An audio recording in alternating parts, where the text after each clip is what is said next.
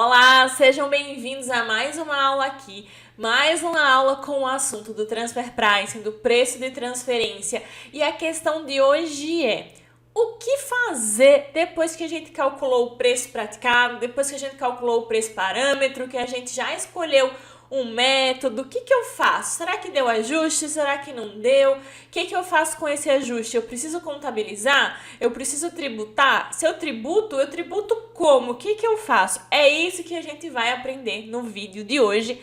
Então, vamos lá.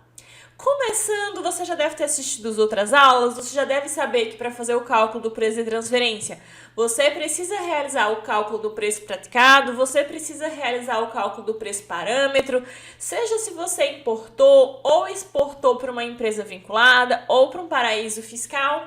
Você foi lá, olhou todas as documentações que você tinha, você escolheu a melhor metodologia, ou de repente você já fez por todas as metodologias que você conseguiu, e aí você está com esses dois preços e você não sabe o que fazer. Quais são os próximos passos, né? Depois que você apurou esse preço. A legislação, a nossa querida IN 1312 de 2012, ela fala o seguinte: depois que você tiver calculado o seu preço parâmetro e o seu preço praticado, você simplesmente precisa comparar um preço com o outro. Para que, Amanda, que eu preciso comparar? Para saber se o preço que a empresa praticou na importação ou na exportação está dentro ou não do mínimo ali permitido pela legislação. Então vamos lá. Imagine que a sua empresa, a empresa que você trabalha, teve uma importação de uma matriz, de uma vinculada, de uma empresa localizada em paraíso fiscal. Você já sabe que tem que fazer o cálculo do transfer price, você já calculou o preço praticado, você já calculou o preço parâmetro, mas agora você quer saber o que você faz. A gente vai comparar esses dois preços. E para você conseguir raciocinar o que a gente vai fazer com essa comparação, você precisa entender o seguinte conceito. Se eu estou importando lá de fora, quer dizer que eu vou precisar pagar para alguém lá fora. E quando eu pago para alguém lá fora, a empresa aqui no Brasil ela vai ter um custo ou vai ter uma despesa, né? Quanto mais dinheiro eu mandar para fora, quanto maior for o valor que eu estou pagando, maior a despesa e o custo aqui no Brasil. E o que o legislador pensou na hora de dizer se vai precisar ou não ajustar? Ele pensou o seguinte: na hora que você for comparar o seu preço praticado com o seu preço parâmetro, se o preço que a empresa praticou, ou seja, o preço que ela pagou lá para fora, for maior do que o preço parâmetro, esse preço parâmetro ele é o limite máximo permitido pela legislação, você vai precisar realizar um ajuste. E calma que daqui a pouco eu falo aonde que você ajusta, se você contabiliza, se você não contabiliza. Mas, por que isso? Por que ele fala que se o praticado for maior que o parâmetro na importação? Porque se o praticado for maior, quer dizer que eu estou contabilizando, quer dizer que eu estou pagando mais dinheiro lá para fora do que o que deveria. Então, quanto maior for a despesa, quanto maior for o custo, menos vai ser o meu lucro tributável aqui no Brasil. Então, ele não quer. Ele quer que você pague no máximo um certo valor. Por isso que na importação, sempre que o praticado for maior, você vai precisar fazer um ajuste dessa comparação, tá? Já na exportação, o raciocínio é o contrário. Pense o seguinte: se eu estou exportando, alguém vai me pagar depois. E esse pagamento que eu vou receber vai ser uma receita que vai virar um faturamento. Ou seja, quanto maior a minha receita, quanto maior o meu faturamento, mais lucro eu vou ter aqui no Brasil, maior vai ser a minha tributação. Então, o raciocínio é o contrário. O raciocínio é o seguinte: o preço que eu pratiquei, ou seja, a receita que eu estou recebendo por essa exportação, quanto menor ela for, pior. Quanto menor meu praticado em relação ao meu parâmetro, eu vou precisar fazer um ajuste. Por exemplo, imagine que eu exportei essa caneta aqui por 100.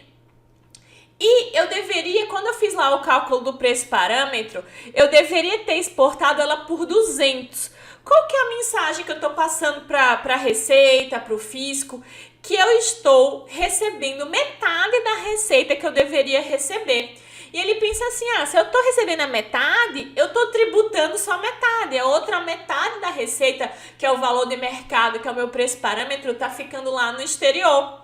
Isso está estranho, realize um ajuste. Ou seja, sempre que o valor que eu pratiquei na exportação for menor do que o parâmetro, eu tive menos receita, logo eu vou ajustar. Quer dizer que eu vou ajustar 100% dos casos em que na importação o praticado for maior ou que na exportação o praticado for menor?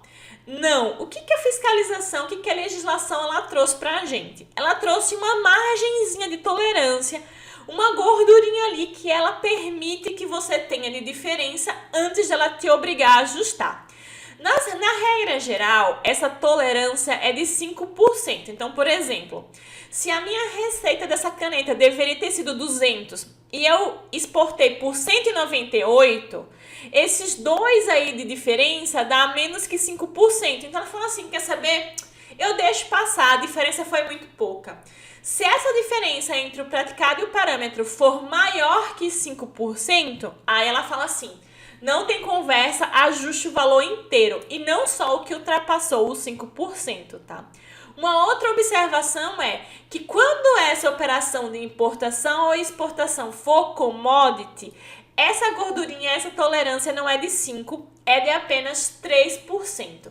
Se vocês quiserem saber detalhes de como que faz o cálculo dessa margem de divergência, essa tolerânciazinha chama pela legislação de margem de divergência. Eu vou deixar aqui nos cards desse vídeo, acho que é um dos primeiros vídeos aqui do canal, que eu explico certinho como que você faz o cálculo para saber se ultrapassou ou não a margem de divergência, as alterações trazidas na IN 1870, como era antes, como ficou depois.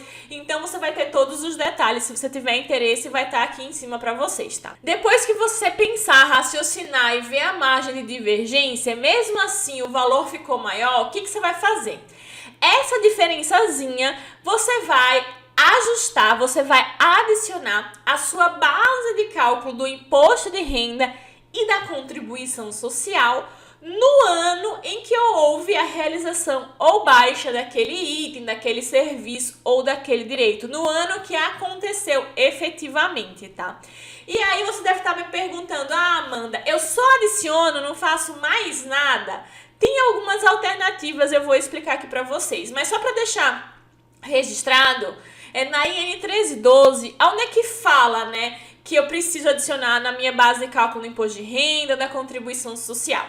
O artigo 5º, parágrafo 1º, ele trata de importação e ele fala aqui que você precisa adicionar na base de cálculo essa diferençazinha.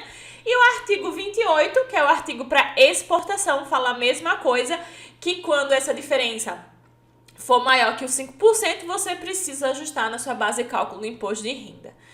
Tá, feito isso, a pergunta que não quer calar, eu preciso ou não contabilizar esse valor? Vamos lá, o que a legislação fala? Ela não fala que você é obrigada a contabilizar, mas ela deixa você contabilizar como uma alternativa. Não é obrigatório. Olha aí o alívio para todos nós. Não sou obrigada a contabilizar esse ajuste. Mas o artigo 5º, o artigo 5A da IN 1312, ele fala que alternativamente você pode contabilizar. Mas ele permite tudo? Não, tem algumas limitações. Ele fala assim, você pode contabilizar ao invés de adicionar, gente, pelo amor de Deus, não faça os dois, senão você vai estar tributando duas vezes esse ajuste. Não faça a adição e mais a contabilização, porque senão você vai estar tributando duas vezes. Ele fala o seguinte, ao invés de você adicionar na sua base de cálculo imposto de renda e contribuição social, nos casos de importação, ou seja, exportação não tem previsão legal para você contabilizar isso, mas para importação você pode, ao invés de adicionar, contabilizar. Todos os métodos eu posso contabilizar? Não. Todos exceto o PRL, ou seja, PIC, CPL e PCI, os três métodos de importação, você pode, ao invés de adicionar, contabilizar esse valor. Aqui, ó, no parágrafo 4º, ele fala, o disposto nesse artigo não se aplica pelo método do artigo 12, que é o PRL, ou seja, só os outros métodos. Tá, Amanda, e se eu optar por contabilizar, aonde que eu contabilizo? A legislação fala o seguinte aqui no artigo 5A, que você vai, esse excesso, né, de custo ou de despesa, lançar a débito na conta de PL e a crédito. Aí dá duas opções de onde você vai lançar esse crédito. Na conta de ativo, onde foi contabilizada a aquisição dos bens, direitos ou serviços e que permanecem ali registrados no final do período de apuração. Ou, caso esses bens, serviços e direitos não estejam mais no ativo, ele traz uma segunda opção. A conta de custo ou de despesa no período de apuração que registre o valor dos bens, direitos ou serviços no caso de já terem sido baixados da conta do ativo que tenha registrado a sua aquisição. Gente, tem essa possibilidade de contabilização. Porém, se vocês quiserem a minha opinião sincera, só complica. Você precisa abrir contabilidade, você precisa mexer aqui, mexer ali, pode fazer errado. É muito mais simples você simplesmente ir lá na sua apuração de imposto de renda e adicionar o valor e acabou a conversa. Mas eu trouxe aqui a título de conhecimento para vocês que existe essa possibilidade, tá? Uma coisa muito importante para as empresas que têm cálculo dos juros sobre o capital próprio. O que acontece? Quando a empresa que você trabalha tem juros sobre o capital próprio, ao invés de adicionar ou contabilizar, você também precisa ajustar a base na hora que você for calcular a base de cálculo dos juros sobre o capital próprio. Eu não vou entrar em detalhes de como que faz esse ajuste, tudo certinho. Fica para um tema aí de uma outra aula, se vocês quiserem. Coloca aqui nos comentários do vídeo para mim, que eu posso gravar uma outra aula explicando tudo que precisa ser feito, explicando o porquê e tudo mais.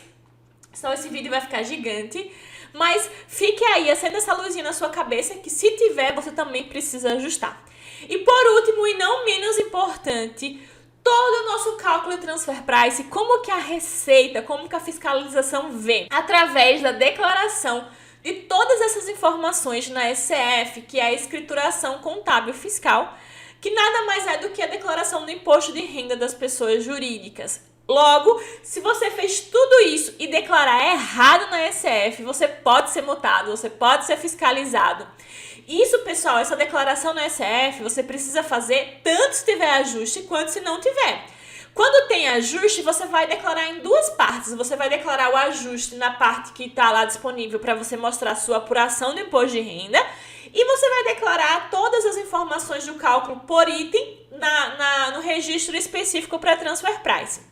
Quando não tem ajuste, a diferença é que na apuração você não vai fazer nada porque não teve ajuste, mas você vai declarar o seu cálculo, o seu preço parâmetro, o seu preço praticado, as informações dos itens nos registros específicos para transfer price, que inclusive também tem vídeo aqui no canal. Vou deixar aqui nos cards para vocês, eu explicando certinho como que faz essa declaração. Combinado? Então era isso que eu queria passar para vocês hoje. Se vocês ficaram com qualquer dúvida, se vocês tiverem alguma sugestão de tema aqui para o canal, de vídeo, deixem nos comentários. Se você gostou desse vídeo, aproveita, deixa o seu joinha, se inscreve no canal para você receber os vídeos de primeira mão e eu te vejo no próximo vídeo.